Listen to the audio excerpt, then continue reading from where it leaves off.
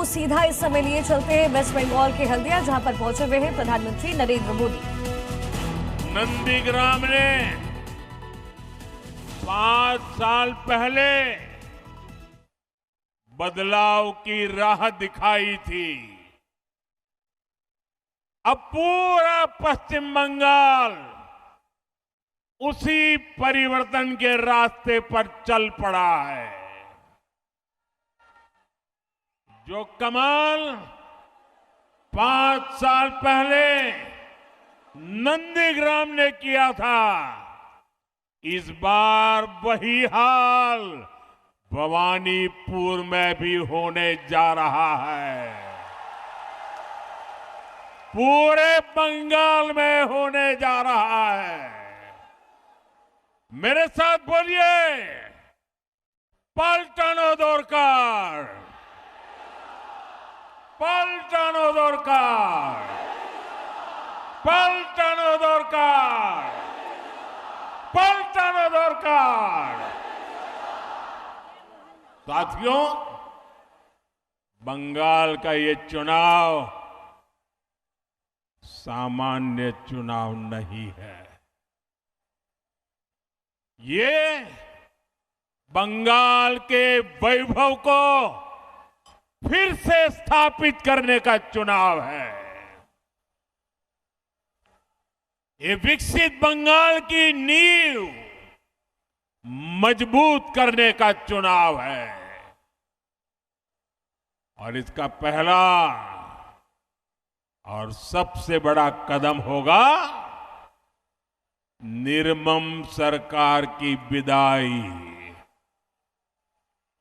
निर्मम सरकार की विदाई करोगे ना?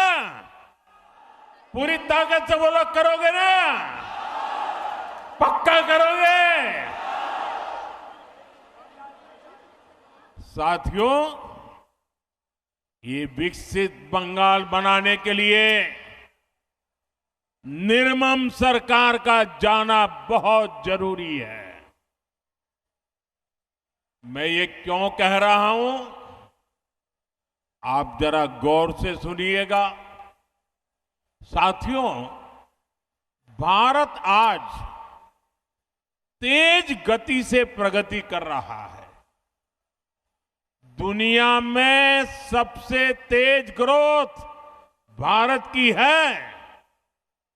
इसका मतलब है कि देश के अनेक राज्य आज प्रगति की राह पर चल पड़े हैं। कुछ न कुछ अच्छा करने का प्रयास कर रहे हैं। लेकिन टीएमसी की निर्मम सरकार,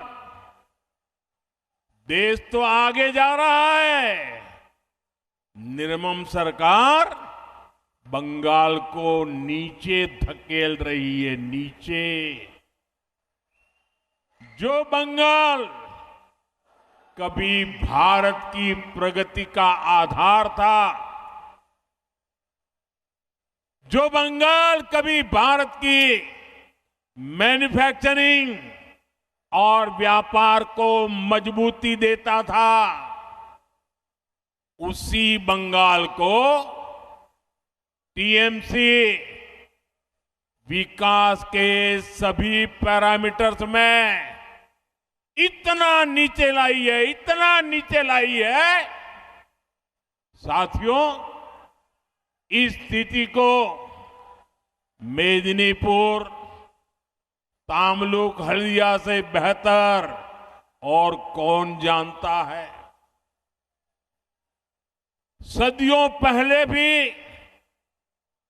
ऐतिहासिक ताम्रलिप्त एक फलती फूलती पोर्ट सिटी थी। दुनिया भर के साथ यहां से व्यापार कारोबार होता था। हल्दिया आधुनिक भारत के बड़े औद्योगिक केंद्रों में से एक था। लेकिन बीते दशकों में हल्दिया की फैक्ट्रियों में सिर्फ ताले ही लटक रहे हैं, ताले। कभी देश भर से लोग हल्दिया काम के लिए आते थे।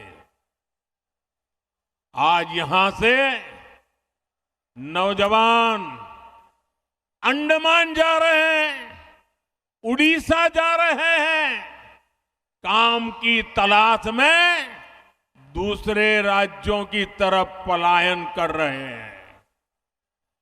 टीएमसी की निर्मम सरकार में सिर्फ और सिर्फ घुसपैठियों की फैक्ट्री फली फूली है, दंगाइयों और अपराधियों की दुकानें फली फूली है।